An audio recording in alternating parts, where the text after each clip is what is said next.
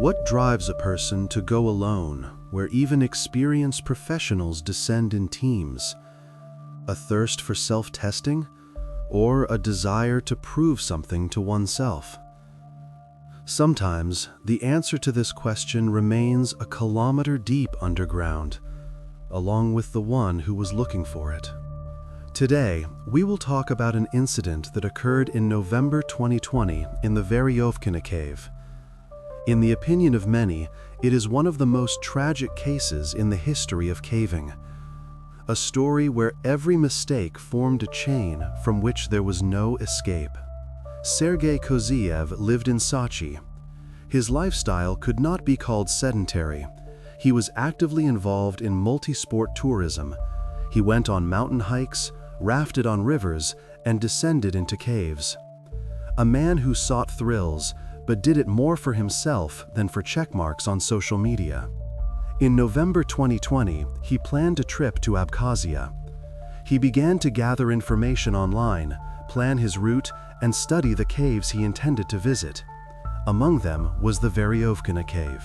Apparently, he understood that it was a serious place. But understanding and truly grasping the scale are two different things. It is worth saying a few words about this place, because without understanding the scale, the rest of the story loses half of its horror. Cave S115 was discovered in 1968. In 1986, it was renamed in honor of the caver Alexander Verëvkin, who died in 1983 while passing through a siphon in the Su-Akan cave, located in the Saritala Massif. Even then, the cave was named after a man who did not return from underground. The cave is located on the Arabika Massif of the Gagra Range in the Western Caucasus. According to a 2017 topographic survey, the depth of its known part reaches 2,204 meters.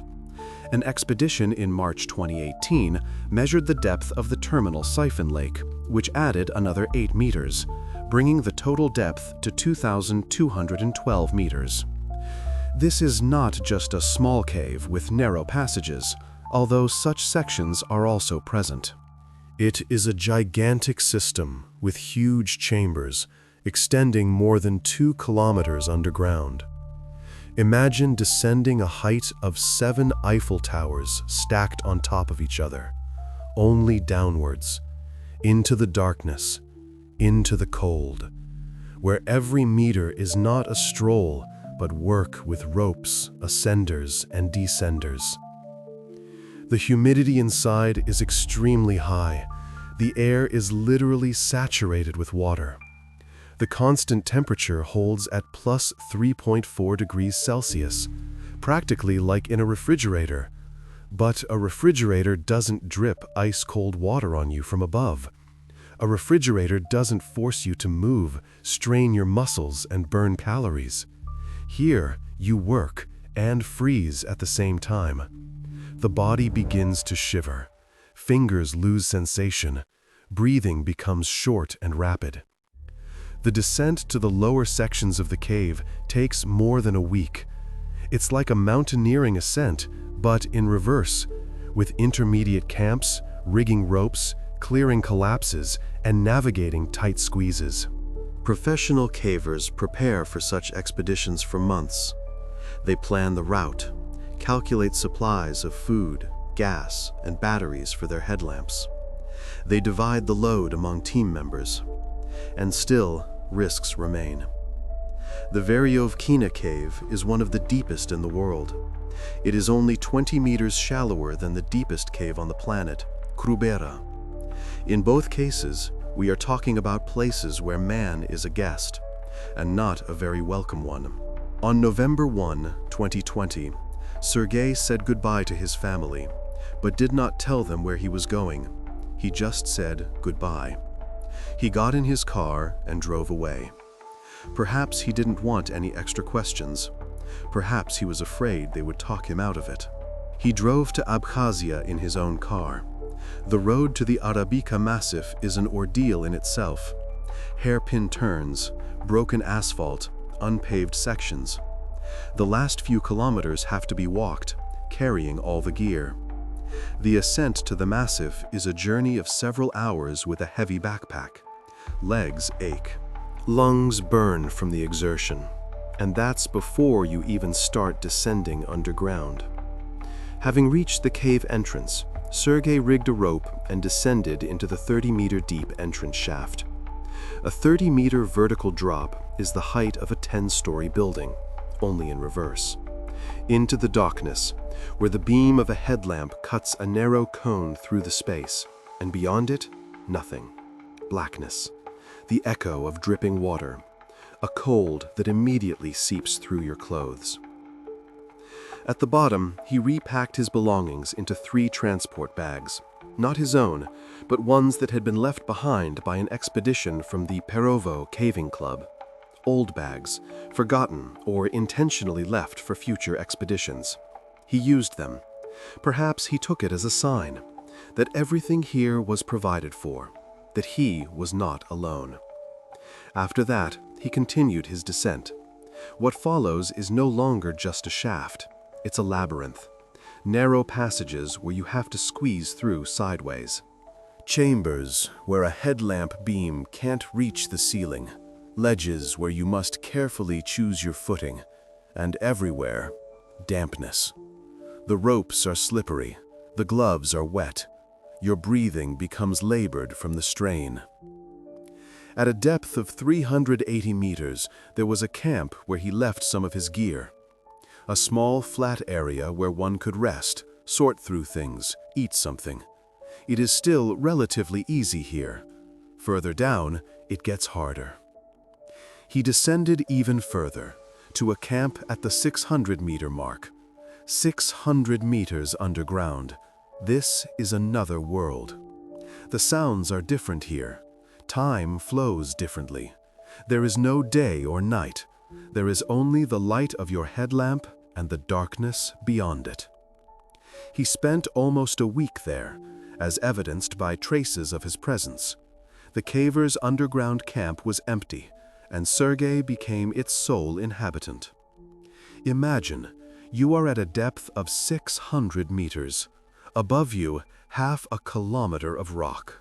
All around, absolute silence, occasionally broken by the distant sound of falling water.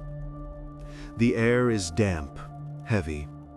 The temperature is just above 0. Your breath turns to vapor. Your sleeping bag is constantly damp, no matter how much you try to dry it over a stove. The camp held a supply cache, food, gas canisters, and other equipment left by members of previous expeditions. Canned goods, dehydrated porridge, chocolate bars, gas for a stove to cook food and boil water. Sergei made active use of these supplies. He most likely understood they belonged to someone else. But here, at such a depth, many rules cease to apply. The main thing here is to survive. Judging by the screenshots later found on his phone, his preparation for this trip took over a year. A copy of a Wikipedia article and several cavers' reports on the Verëvkina cave were found there. He read, he studied, he tried to understand what awaited him. But reading reports and reality is like the difference between a map and the terrain. A map doesn't convey the cold. A map doesn't show how your arms tire from working with ascenders. A map doesn't explain what it's like to hang on a rope in complete darkness and realize that the nearest person could be hundreds of kilometers away. During the few days he lived in the camp at a depth of 600 meters, he likely prepared his route and planned a descent into the deeper parts of the cave. He sorted his gear, checked the ropes, thought about where to go next. Perhaps he had doubts. Perhaps he understood he was on the edge. But something pushed him forward. At some point, Sergei began to move down and reached the 1,100-meter mark underground. 1,100 meters, more than a kilometer of vertical descent. This is no longer tourism. This is an extreme challenge even for professionals. In this section, the humidity is especially high, and without proper gear, a person quickly begins to freeze. Water drips from above. Clothes get soaked. The body loses heat. Shivering begins. Light at first, then more intense. Muscles cramp. Movements become clumsy. Reactions slow down. The brain starts to function poorly. You make mistakes. Simple, stupid mistakes that you would never make under normal conditions. But, apparently, he wanted to explore the hard-to-reach chambers. He wanted to see what few had seen. He wanted to reach the limit. Now, let's fast forward to August 2021. An expedition from the Verëvkina Caving Club from Moscow arrives at the cave. A routine, planned expedition. They intended to continue exploring the lower sections of the cave, restock their caches, and survey new areas. At the entrance, they notice the rope Sergei had rigged. It's immediately clear something is wrong. The rope is rigged strangely. According to them, it was anchored in violation of safety techniques, over a sharp edge and on an old bolt. A bolt is a metal anchor driven into the rock to secure a rope. An old bolt might not hold the load. Any cavern knows this.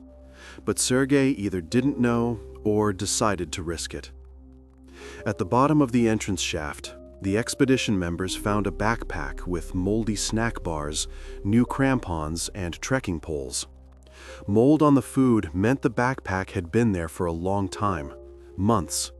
In a humid environment, everything molds quickly. They descended further, already realizing that an outsider had been there. In the camp, at a depth of 600 meters, they discovered that someone had used their cache, consuming the food and gas they had left for themselves. Traces of a presence, used packaging, empty canisters. Then the most horrifying part begins. Finally, as they began their descent to the lower points of the cavers discovered Sergei.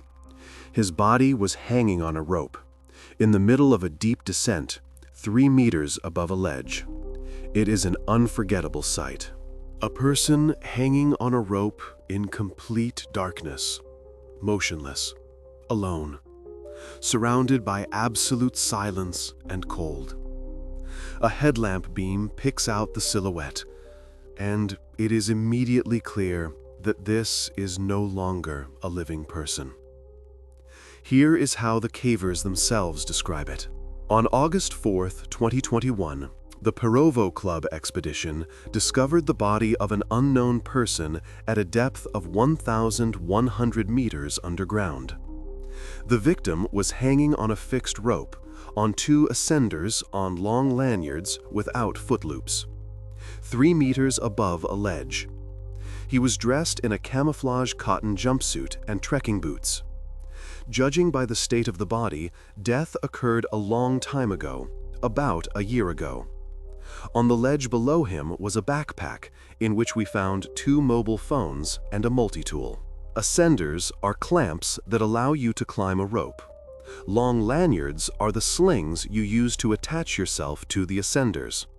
Foot loops are special loops for your feet that make ascending easier. Sergei did not have them. This means he was trying to ascend using only his arms. It is exhausting. Your arms tire in minutes.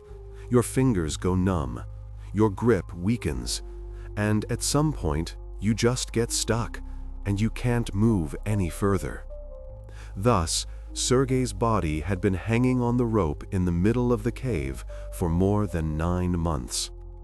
9 months in the darkness, in the humidity, in the cold, alone, at a depth of over a kilometer. The cavers called rescuers.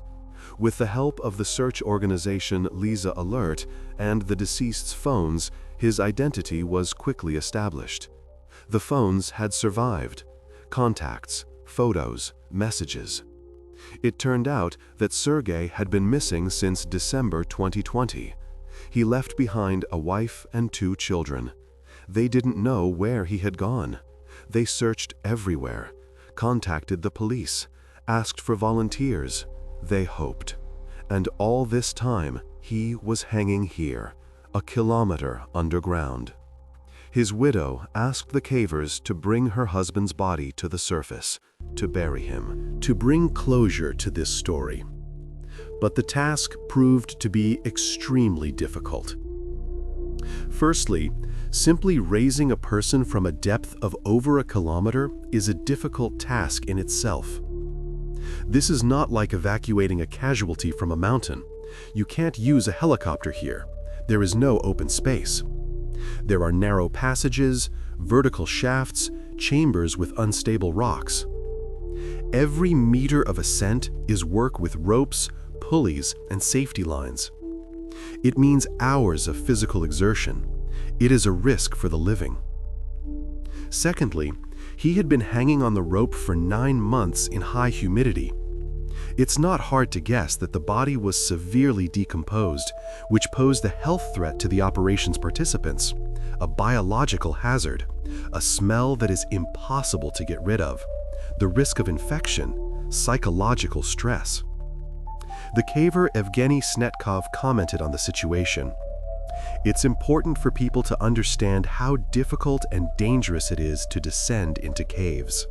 In Abkhazia, there are many deep, long, and underwater caves where, as far as I know, unprepared people dive. This can end in tragedy. Any cave that seems simple and safe can turn into a death trap during rain. Streams of water start flowing through the cave, washing away everything in their path, including those who have descended into it. The water rises quickly, in minutes. You won't have time to get out. You will simply be washed away. There are practically no easy caves. Even in those frequently visited by people, there is always a risk of rockfall, collapse, getting trapped, becoming tightly wedged in a crevice, and so on. There are many dangers in a cave, and they are not always obvious to an inexperienced person. A rock can fall from above without warning. A rope can be frayed by a sharp edge of rock. A carabiner might not close properly. A headlamp can go out. The batteries can die, and you will be left in complete darkness. Therefore, you must be extremely cautious with caves. These words are not an attempt to scare you. This is simply the reality. A cave does not forgive mistakes. The evacuation of Sergei's body was only completed on August 17th. The entire operation lasted 14 days. 14 days of grueling work. Nearly 30 people took part in it. 30 people who risked their health and lives to bring to the surface someone who would not be coming back. First, a group of cavers was assembled, capable of preparing the remains for transport and disinfecting the equipment and the site of the tragedy. This requires special skills, special equipment, special psychological preparation.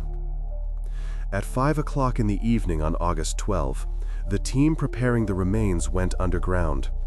The descent to 1,100 meters took several hours. By midnight, they were at the camp at the 600-meter mark. They rested, they ate, they checked their equipment. Then another 500 meters down.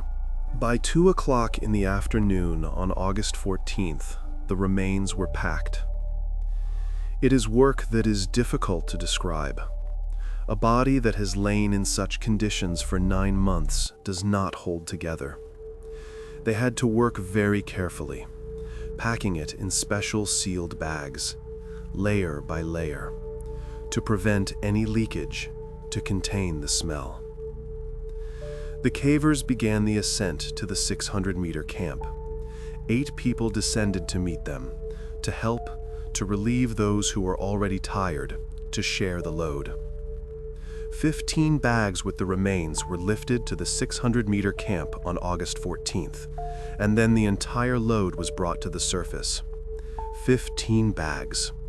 Each one had to be lifted through narrow passages, through vertical shafts, through collapses. Every meter was a struggle. Sweat mixed with condensation. Hands were rubbed raw by the ropes. Muscles burned with fatigue.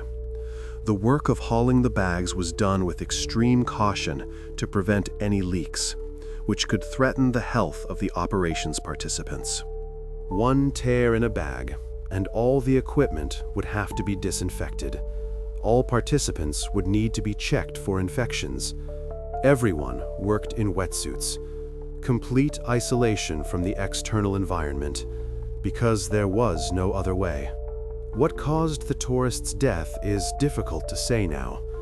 After all, he had been hanging on the rope for 9 months, and the body had almost completely decomposed.